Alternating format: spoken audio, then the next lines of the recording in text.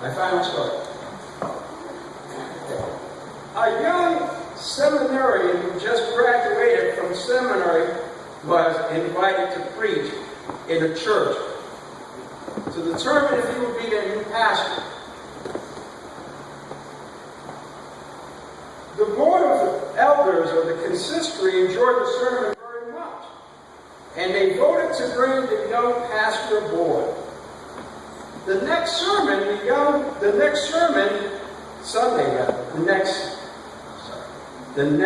Sunday, the young pastor preached the very same sermon he had preached the week before.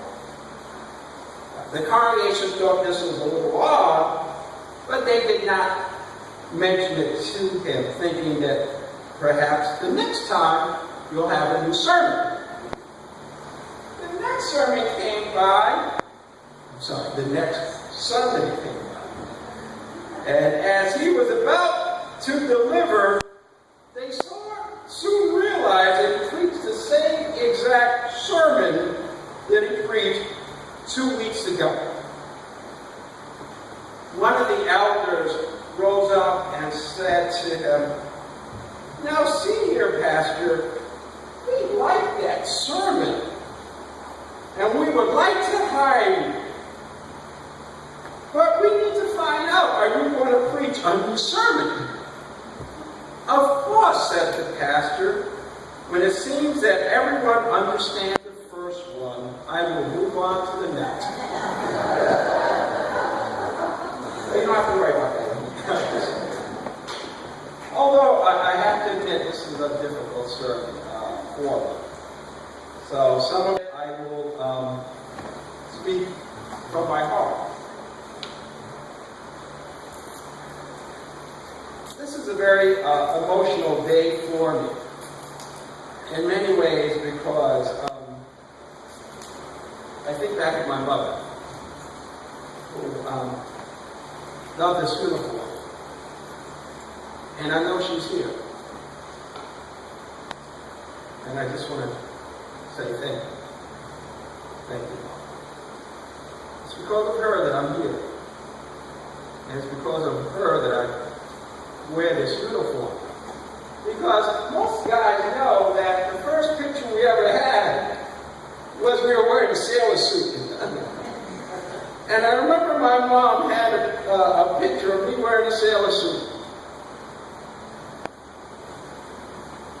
And it was her favorite. It's because of her that I wear this suit, this uniform. And I know she's here this morning. So I want to say thank you. I'm going to try to get through this sermon. So if I get a little off, it's okay, I hope.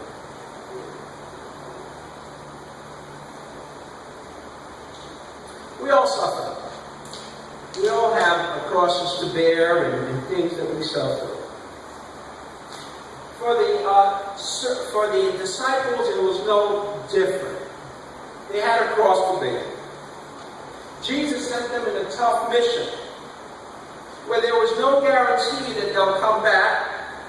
There was no guarantee that they would come back even alive. One thing was guaranteed: they would suffer hardship. Now you know that the disciples could not have been wounded. And you know why? Because he says, don't bring any purses or bags or any extra shoes. That was supposed to be a joke. Sorry about that. But I could also say this about sailors. I mean, listen to this here. It's my sermon, so I can be a little, my last sermon here, so I can be a little defensive. Jesus told his disciples not to bring any dough. I'm going to put this in Navy term. Don't bring any dough. Don't bring any cash. Don't bring any shoes or bags. Now, if this would have been sailors, they would have been swearing. Because, you know, it's hard enough for a sailor to put everything into one sea bag, never mind not even having a sea bag. But this is exactly what Jesus tells his disciples. Go there with nothing. Go there with just the bare necessity. And he says that you will be going as lambs before the wolves.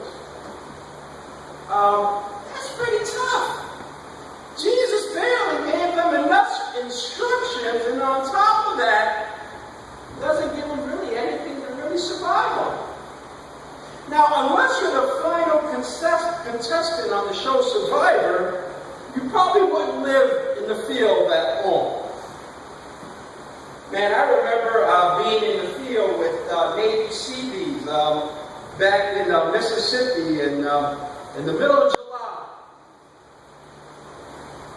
and not having showered for a week.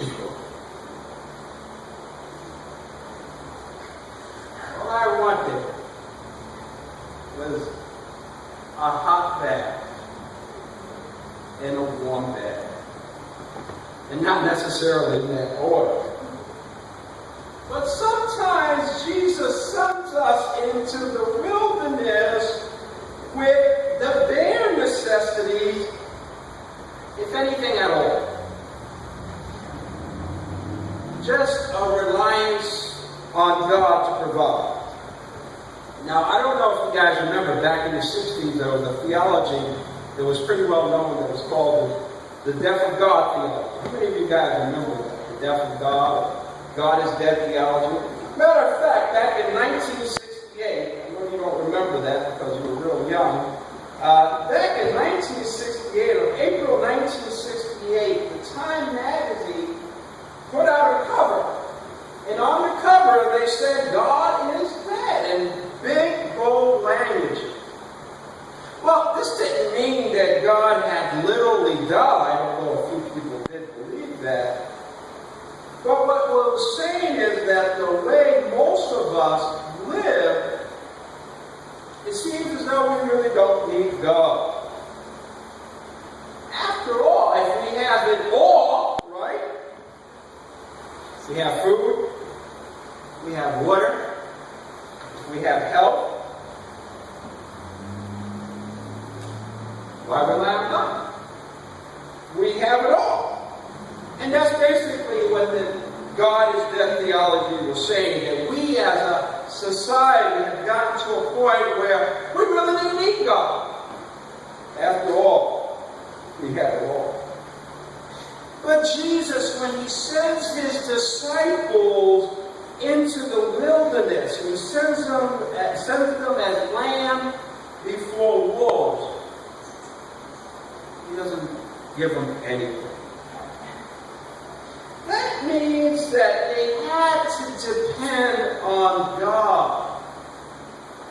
And when we just have enough, or if anything at all, we don't forget to pray. Surely faith is sometimes about just having enough. And when we stop praying and stop depending, it's oftentimes when we have too much and we get too comfortable. Jesus sends them with just the bare necessity. In verse 2, he says this. He says that the harvest is plenty, but the laborers are few. Now that sounds like the United States Navy. If I can go on walk on the limb, walk on the plank.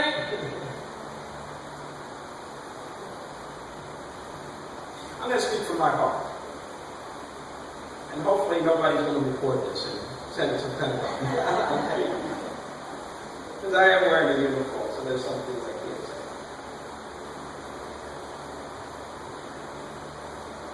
But speaking as your pastor, speaking as your leaders, in the United States Navy, in the United States military, just like Jesus was sending these disciples, the harvest is plenty, but the laborers are few. We have too many missions and too few people to fill those missions. This is my third deployment in 3 years. And ever since we went from a draft system to a volunteer force, the problems have gotten worse. Now, the problem is not so much that we don't have enough service men and women. That's one thing.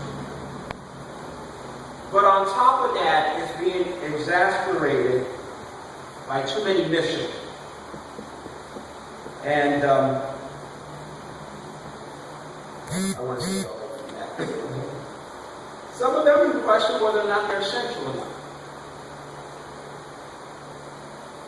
Verse 3, Jesus says, I am sending you as a lamb before the wolves. Now, does that sound a little bit like going to a war zone? Going before the wolves. The last time I read my papers, the last time I turned in CNN, and I'm sure you did, Afghanistan was not the most completely safe mission.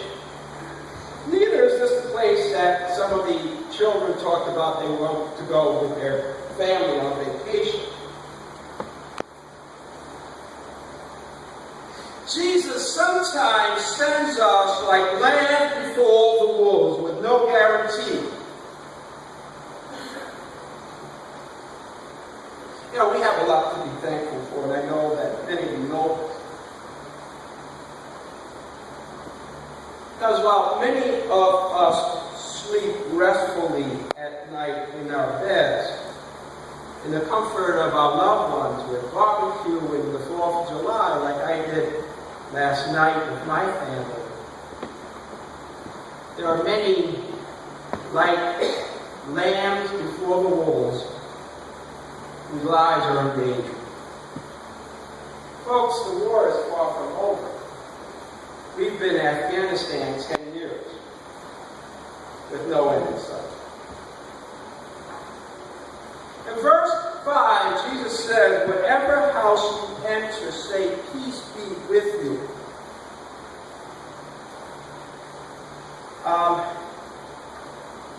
This is one thing that we pray whenever we go into a country, that there would be peace. Now, whatever the politics is about what's going on there, I'm not one to say.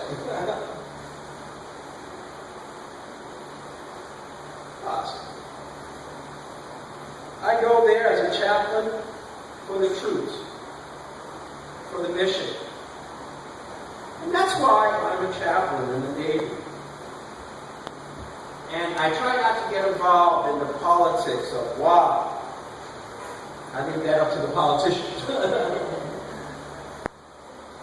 You know what I don't get involved in? And what we should?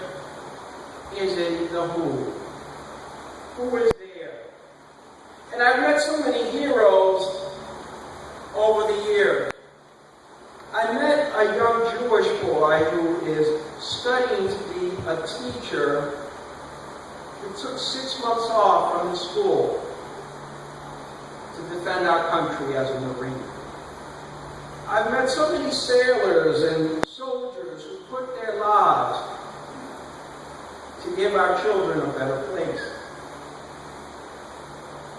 Jesus sometimes sends his lambs before the wolves and danger. Faith is not always knowing the answers or having the comfort in life.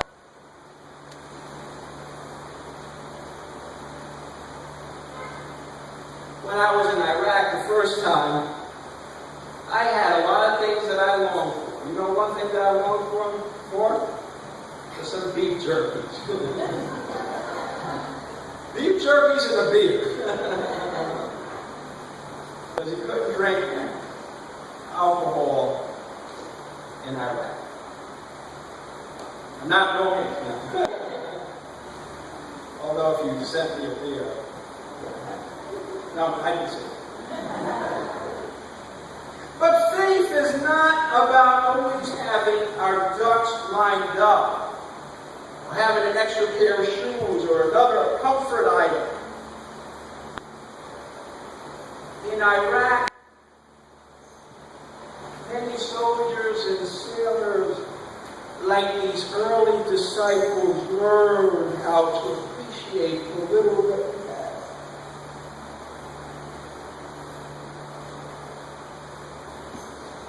I remember a scene in Babylon when we were there back in 2003. soldiers and Marines were deep by the banks of the Euphrates. With only one uniform. They would wash the only uniform they had to dry it. So that's all they had. They were grateful for that. God sent the first missionaries without a change of clothes. We were hoping that if the enemy attacked, that we didn't have to fight in our skivvies. That's what we were hoping. Man, what a sight that would have been. And we watched the same uniform over and over and over again.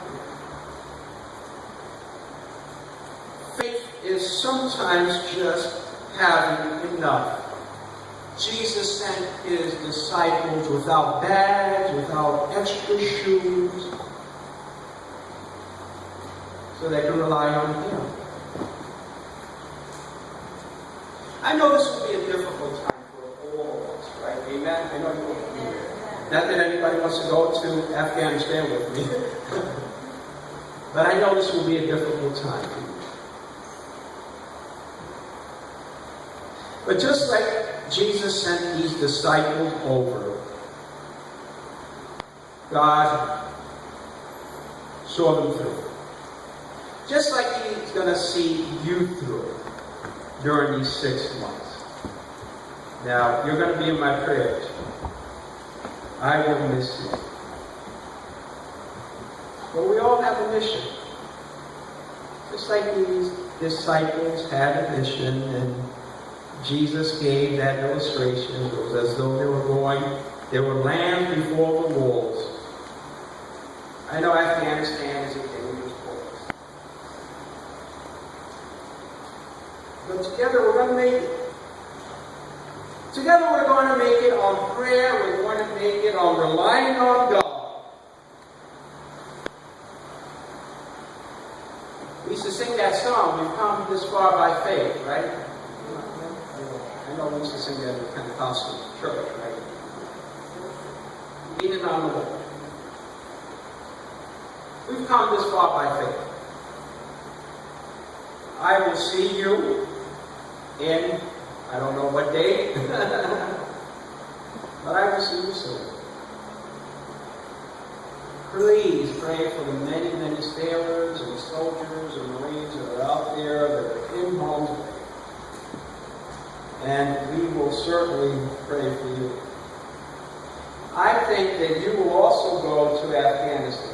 Not literally. Your prayers will go there. Your care packages, because they're looking forward to your cookies. I've been telling them there's some cookies. But most importantly, your life. And this is the word of the Lord. At this time, the usher